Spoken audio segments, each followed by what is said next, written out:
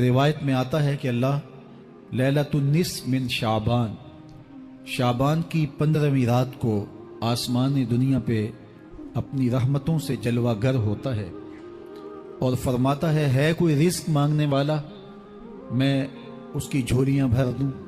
है कोई मगफरत तलब करने वाला, मैं उसके गुनाह माफ़ कर दूं। है कोई मुझसे आफियत मांगने वाला, मैं उसको आफियतों से नवाज दूं। है कोई फ़लाँ चीज़ मांगने वाला, है कोई फ़लाँ चीज़ मांगने वाला, उसकी रहमतें आवाज़ देती हैं। और ये आवाज़ गुरूब आफ्ताब से लेकर के तुलुए फजर तक मुसलसल बंदों को दी जाती है। और बंदे उसके हुजूर अगर दस्ते तलब दाराज करें, अपनी झोली फैलाएं, तो अल्लाह ताला उनको उनके मांगने से भी ज़्यादा अता फरमाता। उम्मुल मोमिनीन सैयदा आयशा रज़ियल्लाहु ताला अन्हा फरमाती हैं कि हुजूर अलैहिस्सलाम को रमज़ानुल मुबारक के बाद सबसे ज़्यादा रोज़े शाबानुल मुअज़्ज़म में रखते हुए देखा है। माह शाबान में रमज़ानुल मुबारक का शिद्दत से इंतज़ार करना, इसकी हमें तरग़ीब दी गई है। बल्कि रजब का चाँद तुलू होते ही ये दुआ मांगा करते थे मेरे और आपके आका व मौला कि अल्लाह हमें शाबान तक और फिर रमज़ानुल मुबारक तक पहुँचा दे। इस महीने का आने वाले मौसम नूर का इस्तकबाल करना, उसके शौक़ में बेताबियों का इजहार करना, ये अल्लाह जल्ला शानुहू के साथ मोहब्बत की अलामत है। शाबानुल मुअज़्ज़म के दिन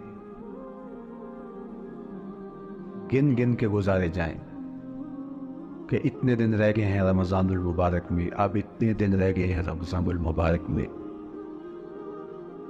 इंसानी जहन में ये सवाल पैदा हो सकता है कि मुतय्यना वक्त पर तो उस महीने ने आना ही है और अगर ज़िंदगी मौजूद रही तो उसको पा ही लेंगे, तो इस शिद्दत से इंतज़ार करने का क्या मतलब? तो उसका जवाब ये है, बैरून मुल्क से किसी के बुज़ुर्ग ने, वालिद ने या किसी के बेटे ने आना हो तो वो 2 माह कबल ही आंखें फर्श रा किए होते हैं और गिन गिन के दिन गुजार रहे होते हैं। और जो ही लम्हे करीब आते हैं तो फिर घड़ियां और सातें भी गिनी जाती हैं। बार बार घड़ी देखते हैं, अभी तक पहुंचे नहीं, जबकि ये तय है कि 5:इतने पे फ़्लाइट उतरेगी। तो बार बार घड़ी देखने का मतलब लाहौर से 2 घंटे यहाँ गुजरांवाला में पहुँचते हुए लगेंगे, लेकिन हर 10 मिनट के बाद के ज़रा पता करो कहाँ तक पहुँचे हैं। क्या मतलब इसका? मतलब इसका ये है कि जब सीने में किसी का इंतज़ार रखा हुआ हो तो फिर बेताबियाँ, बेचैनियाँ, इज़्तिराब मौजूद होता है। हम दुनिया के लोगों के साथ जो रब्त और रिश्ता रखते हैं उसके मुताबिक उनका इंतज़ार होता है। कुछ आने वाले ऐसे भी होते हैं जिन्होंने हमें बताया होता है कि फ़लाँ दिन हम पहुँचेंगे और वो दरवाज़े पे दस्तक दे रहे होते हैं और हम सो के उठ रहे होते हैं, और अचानक जब पता चलता है कि फ़लाँ बाहर दरवाज़े पे दस्तक दे रहे हैं तो हम इस्तकबाल तो कर रहे होते हैं, लेकिन हमारे जहन में ये भी होता है वो मैं भूल गया, तो अब तो ये काम भी मेरे ज़िम्मे है, तो मुझे याद आ गया होता। तो जिन लोगों के लिए दिल में मोहब्बतों की जगह हो तो उनके लिए फिर सारे काम मुअख्खर करके उनके इस्तकबाल किए जाते हैं। ये महीना अल्लाह की रहमतों का मौसमी बहार है। छम छम रहमतें बरसती हैं, अनवार उतरते हैं, गुनहगारों को आतिशे दोज़ख से निजात बख्श दी जाती है। तो इसका इस्तकबाल करना, इसके लिए इंतज़ार करना, गिन गिन के दिन गुजारना, लम्हे और साआतें बसर करते हुए बार बार माह सियाम का जिक्र करना, इस महीने के साथ मोहब्बत की दलील है और इस महीने के साथ मोहब्बत अल्लाह से मोहब्बत की दलील है। इसलिए इस महीने का इस्तकबाल करना, इसके लिए तैयारी करना, अपने घर को साफ करना, इसके लिए अपनी औलाद के दिल में शौक़ पैदा करना और माहौल پہلے پیدا کرنے کی کوشش کرنا، تاکہ جو ہی یہ ماہ جلوہ گر ہو تو روزہ رکھنے کا مزاج پیدا ہو چکا ہو، تلاوت کلام مجید کا مزاج پیدا ہو چکا ہو، دیگر نوافل اور اچھے اعمال بجا لانے کی عادت پڑ چکی ہو۔ تو شعبان میں ہی اس کی تیاری ہوتی ہے، تاکہ رمضان المبارک آتے ہی ہم پوری طرح سے مستعد اور فعال ہو کر کے اس مہینے کی برکتوں کو سمیٹ لیں۔ اللہ کے محبوب علیہ السلام نے ارشاد فرمایا کہ جب ماہ صیام آتا ہے فتحت ابواب الجنہ، تو جنت کے 8 دروازے کھول دیے جاتے۔ جنت تو اللہ جل شانہ کی کرم نوازیوں کا ایک ایسا خوبصورت منظر ہے کہ آج تک نہ کسی آنکھ نے اس کو دیکھا، نہ کسی کان نے سنا، اور نہ اس کا کوئی تصور کر سکتا ہے، ایسی خوبصورت بنائی ہے۔ وہاں کی ہوائیں جب چلتی ہیں تو گرد نہیں اڑتا، کستوری اڑتی ہے۔ وہاں دودھ کی، شہد کی، مائع معین، کوثر، سلسبیل کی نہریں بہتی ہیں، موتی زمرد کے محلات بنے ہوئے، وہ خوبصورت محل اور وہ خوبصورت جنت کا ماحول۔ لیکن اس کے باوجود اس خوبصورت جنت کو، مرصع جنت کو، نظیف ترین بقعۂ رحمت کو 11 ماہ تک رنگ و روغن کیا جاتا ہے رمضان المبارک کے استقبال کے لیے۔ اور جب یہ مہینہ آتا ہے تو اس کے دروازے کھول دیے جاتے ہیں، اور جنت کے 8 دروازوں میں سے ایک دروازے کا نام باب الریان رکھا گیا ہے، جو صرف روزہ داروں کے اعزاز و تکریم کے لیے ہے۔ روزہ دار اس دروازے سے گزر کے جنت جائیں۔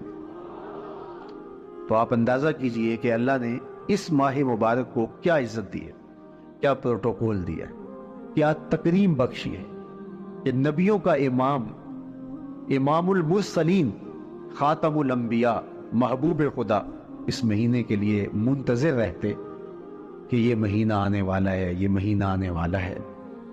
حضرت سیدنا سلمان فارسی رضی اللہ تعالی عنہ فرماتے ہیں کہ شعبان کی آخری تاریخ کو حضور نے ایک خطبہ ارشاد کیا۔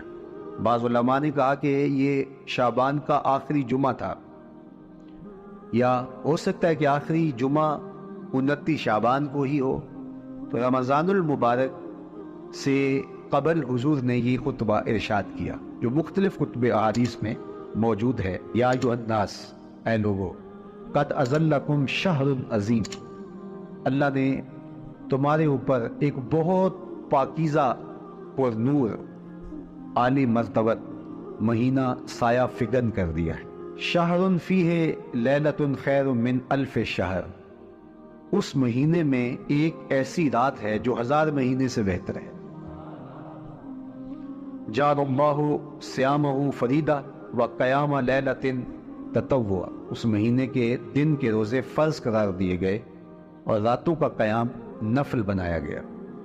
تراویح کی صورت کے اندر راتوں کے قیام کا ماحول پیدا ہوتا ہے، صلاۃ اللیل پڑھی جاتی ہے، نوافل پڑھے جاتے ہیں کثرت کے ساتھ۔ یہ اس مہینے کی شانیں ہیں، یہ اس مہینے کی رونقیں ہیں۔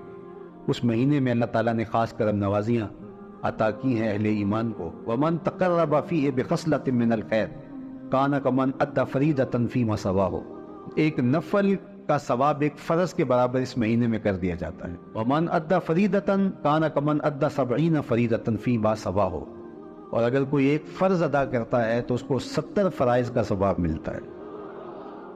اس قدر نیکیوں کا اجر بڑھا دیا جاتا ہے، ان کی قیمت بڑھا دی جاتی ہے اس مہینے میں۔ اور پھر ارشاد فرمایا وَهُوَ شَهْرُ الصَّبْرِ، یہ صبر کا مہینہ ہے۔ ہونے کے باوجود بھی انسان تناول نہیں کرتا، ٹھنڈا میٹھا مشروب میسر ہے اور زبان کانٹا بن گئی، حلق خشک ہو گیا، لیکن اس کے باوجود بھی ایک گھونٹ حلق سے نیچے اتارنے کا روادار نہیں ہوتا۔ وضو کرتے بھی احتیاط کرتا ہے، کوئی قطرہ آب حلق سے نیچے نہ ٹپک جائے۔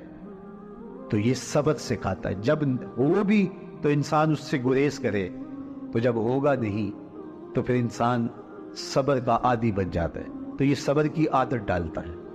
یہ شہر الصبر ہے۔ پھر فرمایا وَالصَّبْرُ صَوَابُهُ الْجَنَّةُ، اور سنو، صبر کا ثواب جنت ہے۔ جو شخص صابر ہوتا ہے اس کا صلہ جنت کی صورت میں عطا کیا جائے گا۔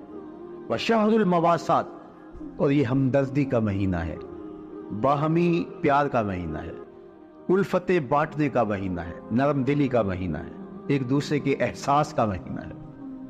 جب کوئی شخص بھوک اور پیاس کاٹتا ہے تو اس کو پھر محسوس ہوتا ہے، بالخصوص امراء، کہ بھوک کیا بلا ہوتی ہے، اور جو نان شبینہ کو ترستے ہیں اور جنہیں کھانا میسر نہیں آتا ان کی زندگیاں کتنی تلخ ہوتی ہیں۔ تو بھوک اور پیاس احساس پیدا کرتی ہے ان لوگوں کا کہ جو اللہ کی دی ہوئی نعمتوں سے محروم ہیں۔ تو اس لیے یہ ایک قسم کا رحم دلی کا مہینہ ہے، پیار بانٹنے کا مہینہ ہے، یہ الفتیں تقسیم کرنے کا مہینہ ہے۔ وَشَهْرٌ يُزَادُ فِيهِ رِزْقُ الْمُؤْمِنِ، اور یہ ایسا مبارک مہینہ ہے جس میں مومن کا رزق بڑھا دیا جاتا ہے۔ روزہ کھانا بچانے کے لیے، یہ اخراجات کم کرنے کے لیے نہیں ہے، بلکہ اس میں آپ کا رزق اور بڑھ جاتا ہے۔ ایسی ایسی نعمتیں کھانے کو ان لوگوں کو بھی نصیب ہو جاتی ہیں عام دنوں میں جو ان کا مقصود نہیں ہوتی۔ دسترخوان لگتے ہیں، افطاریاں ہوتی ہیں، سحری کے لمحات ہوتے ہیں، کوئی کسی کو ویسے کھانا کھلائے تو اس دسترخوان پہ کھانے کے لیے آنا اس کا اور رنگ ہوتا ہے۔ لیکن افطار کا دسترخوان جب بچھتا ہے اور لوگ جب اس کے اوپر آتے ہیں، امیر بھی آتے ہیں، غریب بھی آتے ہیں، تو اللہ کی دی ہوئی نعمتیں جو دسترخوان پہ پڑی ہوتی ہیں ان کو اٹھاتے ہیں، کام و دہن کی تسکین کا سامان کرتے ہیں، عزت نفس بھی مجروح نہیں ہوتی اور طرح طرح کی نعمتیں کھانا بھی دستیاب ہو جاتی ہیں۔ تو یہ ایک مہینہ ہے مواسات کا، اس میں رزق بڑھ جاتا ہے، اور غرباء تک بھی اللہ کی نعمتیں وہ پہنچتی ہیں جو عام دنوں میں ان کو میسر نہیں ہوتی، اور امراء بھی نعمتوں کا لطف لیتے ہیں، نعمتوں کا مزہ انہیں آتا ہے، اس لیے کہ بھوک کاٹنے کے بعد جب ان کو نعمت میسر آتی ہے تو پھر انہیں احساس ہوتا ہے۔ جو شخص ہر وقت سیراب رہتا ہے تو اس کو کیا پتا کہ شدید بھوک کے بعد کھانے کا لطف کیا ہوتا ہے۔ سخت پیاس کے بعد میٹھا اور ٹھنڈا مشروب جب رگوں کو تر کرتے ہوئے معدے تک پہنچتا ہے تو اس کی تراوت، اس کی ٹھنڈک، اس کی لذت، اس کا کیف و سرور، اس کی عذوبت اس طرح راحت بخشتی ہے۔ اسی لیے میرے اور آپ کے آقا و مولا نے ایک دوسرے مقام پہ ارشاد فرمایا، لِلصَّائِمِ فَرْحَتَانِ فرحتن عند فطرہ و فرحتن عند لقاء ربہ، روزے دار کے لیے دو خوشیاں ہیں۔ ایک خوشی اسے تب ملتی ہے جب وہ روزہ افطار کرتا ہے، وہ لمحے مسرتوں کے ہوتے ہیں، ایک روحانی احساس ہوتا ہے، اتنا لمبا دن، اتنا سخت دن، گرمی کی شدت، مالک تیرا شکر ہے لمحہ اختتام پہنچا، اور یہ اتنا لمبا دن تیرے حکم کی تعمیل کرتے ہوئے بسر ہو گیا۔ ایک تو روزہ کھولتے ہوئے وہ ایک سرشاری ہوتی ہے، وہ ایک لذت ہوتی ہے، روحانی تسکین ہوتی ہے۔ آج کل وہ افطار کے دسترخوان لگتے ہیں تو جس طرح ہمارے سارے معاملات جو ہیں وہ ملوث ہو گئے ہیں ریا سے، تصنع سے، اس طرح افطار بھی ایک فیشن کے طور پہ فروغ پا رہی ہے۔ تو اس میں امراء کو اور شخصیات کو بلایا جاتا ہے، اور ایسے لوگ کثرت کے ساتھ ہوتے ہیں جن کا روزہ بھی نہیں ہوتا۔ تو پھر ظاہر ہے رسمن تو اتنی دیر تک وہ کچھ نہیں اٹھا سکتے جب تک اذان کی آواز نہیں آتی، افطار کے لمحے نہیں آتے۔ تو اس وقت جو روزہ دار ہوتا ہے جب وہ مشروب لے رہا ہوتا ہے، جب وہ کوئی لقمہ اتار رہا ہوتا ہے، تو اس کی جو فرحت ہوتی ہے، اور جس نے روزہ نہیں رکھا وہ بھی افطار کے دسترخوان پہ بیٹھا ہے، تو کیا اس کو کوئی روحانی حظ، کوئی سرور، افطار کے لمحوں کا کوئی لطف مل سکتا ہے؟ وہ بیچارہ کتنا بے چین ہوتا ہوگا کہ یہ شخص جو ہے کمزور ہے، سارا دن مزدوری کر کے آیا ہے، اور اس کا بھی تو سارا دن گزر گیا بھوک اور پیاس سے، اور میں صحت مند ہوں اور سارا دن ٹھنڈے ماحول میں رہا ہوں اور مجھے توفیق نہیں ملی، تو وہ بھوک کتنے مشکل اس کے لیے ہوتے ہوں گے۔ اور روزہ دار کے لیے کس قدر وہ آسودہ بخش لمحے ہوتے ہیں کہ جب اس کو یہ مسرت ہو رہی ہوتی ہے کہ مالک تیرا شکر، گرم موسم، زباں کاٹا، حلق خشک، اور تو نے تکمیل تک لمحے پہنچائے اور میرا دن خیریت سے گزر گیا، تو وہ اس کے لیے ایک خوشی کا لمحہ، روحانی مسرت کی کیفیت۔ اور دوسری کہ جب وہ ٹھنڈا اور میٹھا مشروب، سارے دن کی سوکھی ہوئی زبان اور خشک حلق، اور انسان کی جو ہے وہ رگیں بھی انتڑیاں بھی خشک ہو چکی ہوتی ہیں، تو ٹھنڈا اور میٹھا مشروب جب انسان کے معدے کی طرف بڑھ رہا ہوتا ہے، زبان بولے نہ بولے ایک ایک رواں اللہ کی حمد بول رہا ہوتا ہے، اور تشکر انسان کے رگ و ریشہ سے ادا ہو رہا ہوتا ہے، اور اس کی کیفیت، اس کی سرشاریاں، اس کی لذتیں وہ دیکھنے کی ہوتی ہیں۔ تو کہا للصائم میں فرحتان، روزے دار کو تو ایک فرحت اس وقت ملتی ہے اندہ فطر ہی جب وہ روزہ کھولتا ہے، روحانی فرحت بھی، جسمانی فرحت بھی۔ وَفَرْحَةٌ عِنْدَ لِقَاءِ رَبِّهِ، اور دوسری فرحت اور دوسری خوشی اسے تب ملے گی جب اس روزے کے سلے میں اللہ تعالیٰ اپنے رخ انور سے پردہ اٹھا دے گا اور روزہ دار کو اپنی دیدار کی دولت عطا کرے، تو وہ پھر منظر دیکھنے والا ہوگا، روزہ دار کی آنکھیں ٹھنڈی ہو جائیں گی۔ اصل افطار تو وہ ہوگی نا، اللہ اکبر، اصل تو شربت دیدار ملے گا جو روح کی پیاس بجھا دے گا، جو من کی بھوک مٹا دے گا۔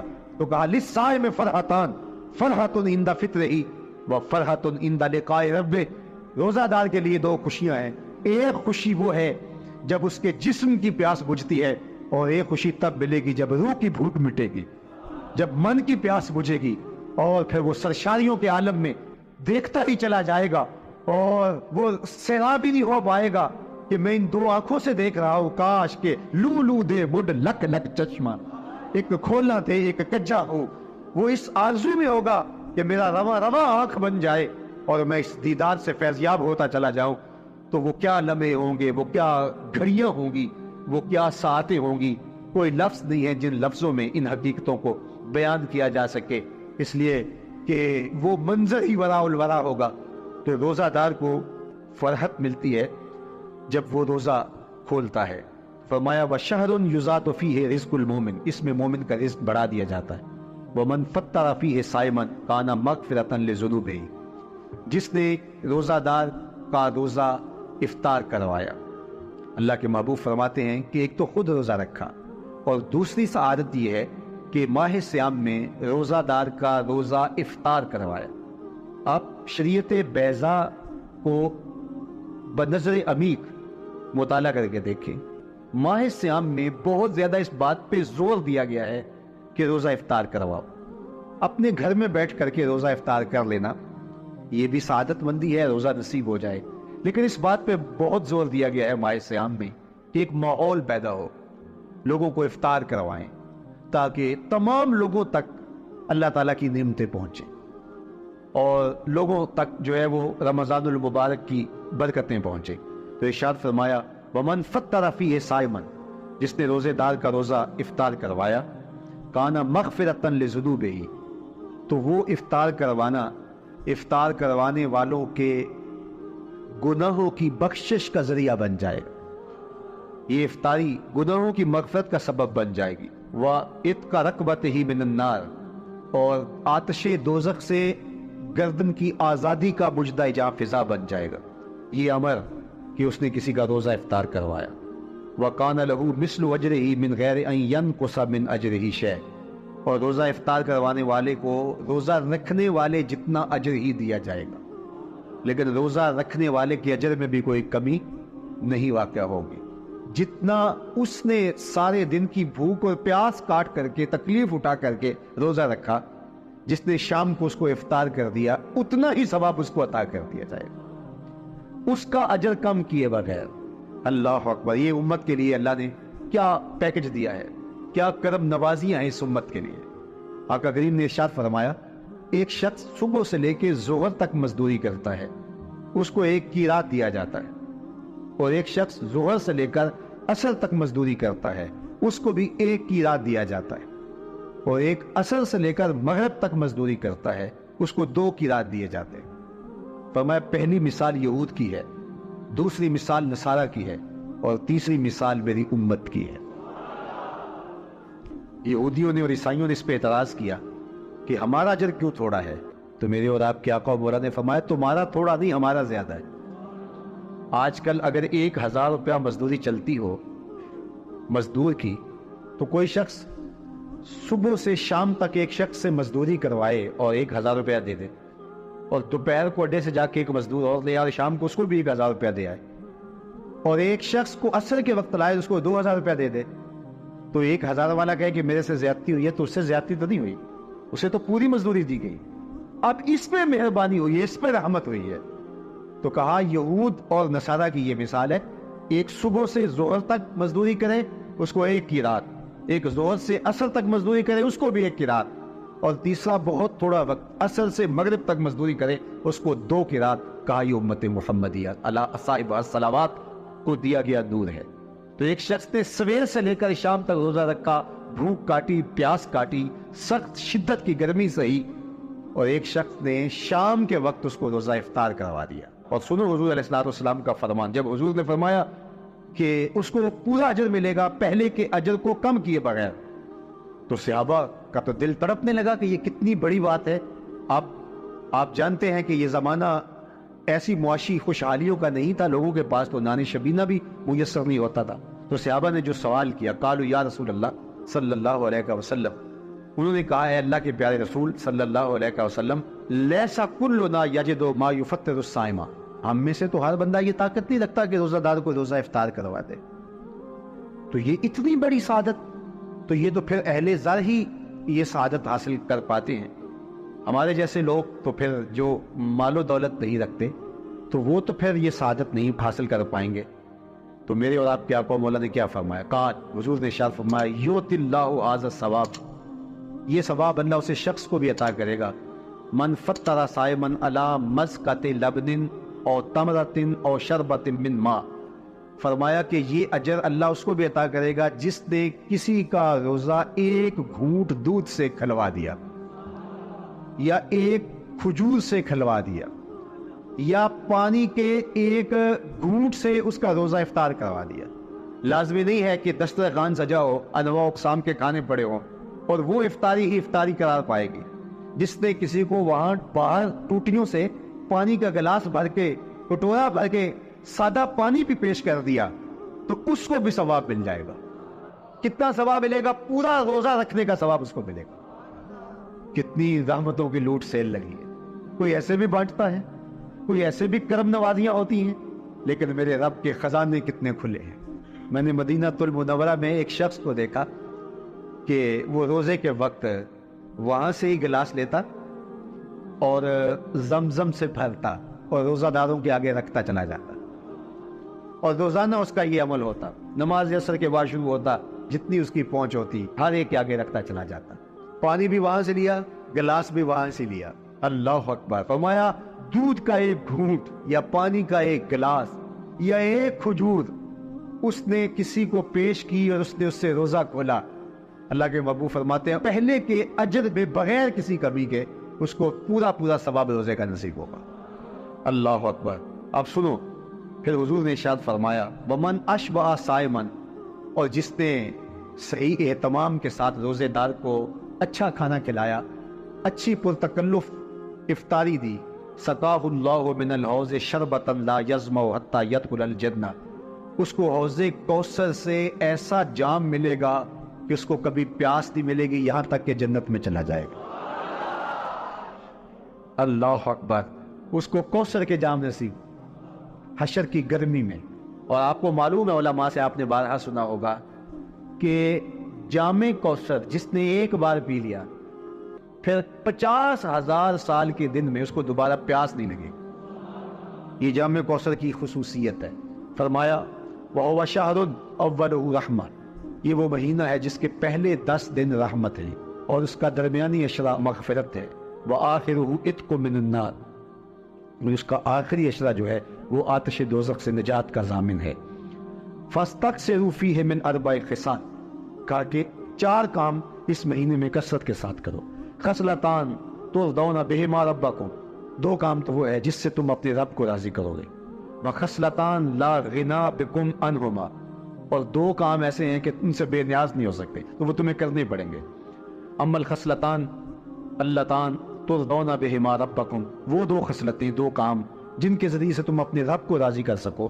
فشہادت لا الہ الا اللہ، وہ گواہی دینا ہے لا الہ الا اللہ، وتستغفرونہ، اور تم کثرت سے استغفار کرو، اللہ سے بخشش مانگو۔ یہ 2 کام تم نے کرنے ہیں۔